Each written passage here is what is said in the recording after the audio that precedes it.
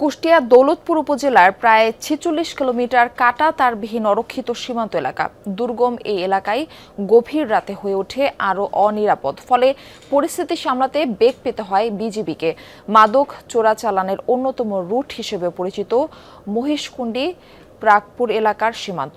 সম্প্রতি পুশিনের ঘটনায় আরও উদ্বিগ্ন স্থানীয়রা। আরও জানাচ্ছেন সহকর্মী রুহুল আমিন বাবু।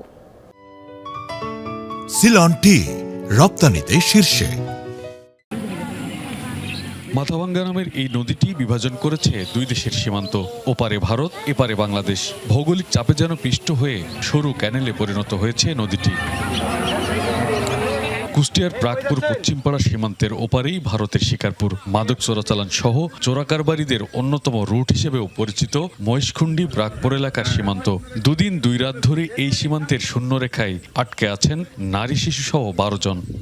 ইন্ডিয়ার থেকে বেশ কটা লোক আসছে মাঠের মধ্যে আছে। এদের বিডিআরের সাথে আমরা সহযোগিতা করছি, আমরাও থাকছি। ১২ জন লোক, তার মধ্যে বাচ্চা ছেলেও আছে দুইটা। ওরা ধরেন যে খুব কষ্টের মধ্যেই আছে। এখন যদি বিডিআর মাইনে নেয়, কি ওই যে আত্মীয় আসলে যদি এখন ধরেন যে পরিচয় ঠিক হয়, তাহলে যদি দিয়ে দেয় তাহলে মিটে গেল ঝামেলা। অনুপ্রবেশের ৪৮ ঘন্টা পর বিজিবি বিএসএফ পতাকা বৈঠক হলেও হয়নি সুরাহা। দায় অস্বীকার করেছে বিএসএফ। তাদেরকে আমরা জানিয়েছি তারা ইন্ডিয়া থেকে এসেছে এবং ইন্ডিয়ান ভূখণ্ডে অবস্থান করতেছে। তাদেরকে তাদের তার কাটার ভিতরে নেওয়ার জন্য বলেছি।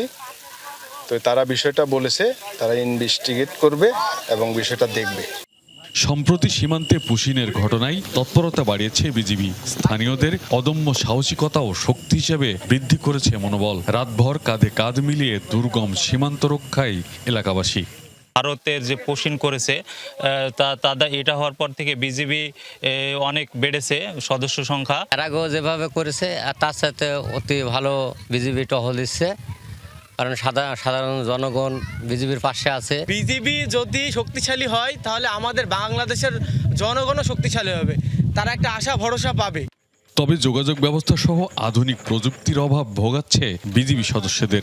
রয়েছে আরও বেশ কিছু সীমাবদ্ধতা, তাই প্রয়োজন সরকারি পদক্ষেপ। এই নদীটার নাম মাথাভাঙ্গা নদী। সীমান্তের ওপারেও আমাদের কিছু ভূমি কোনো জায়গায় আছে। সৈন্যলানটা ওই পাশে, আমাদের ওই পারেও যেতে হয়। তো এখানে শাখো করা আছে। আর যেহেতু এটা ভূপ্রাকৃতিকভাবে একটু দুর্গম এলাকা, আমাদেরকে কষ্ট করেই আমাদের দায়িত্ব পালন করতে হয়। সুযোগ সুবিধা ইনশাল্লাহ হবে। এখন এরকম আধুনিক সুবিধা আপনারাই দেখতে পারতেছেন। কুষ্টিয়ার সীমান্ত এলাকাগুলো অনেকটাই দুর্গম এলাকা, যে কারণে বিজিবির জন্য অনেকটাই কষ্টসাধ্য হয়ে যায় বর্ডার এরিয়াতে নজরদারি করতে। তবে তাদের নানা সংকট থাকা সত্ত্বেও এই অবস্থাতেই গ্রামবাসীকে সাথে নিয়ে সম্প্রতি পুশিনের ঘটনায় তারা নজরদারি বাড়িয়েছে সীমান্ত এলাকাগুলোতে। তবে বিজিবিকে আধুনিকায়ন করা সহ তাদের সকল সুযোগ সুবিধা দেওয়ার দাবি জানিয়েছেন স্থানীয় এলাকাবাসী। রুহুল আমিন বাবু, যমুনা নিউজ, কুষ্টিয়া।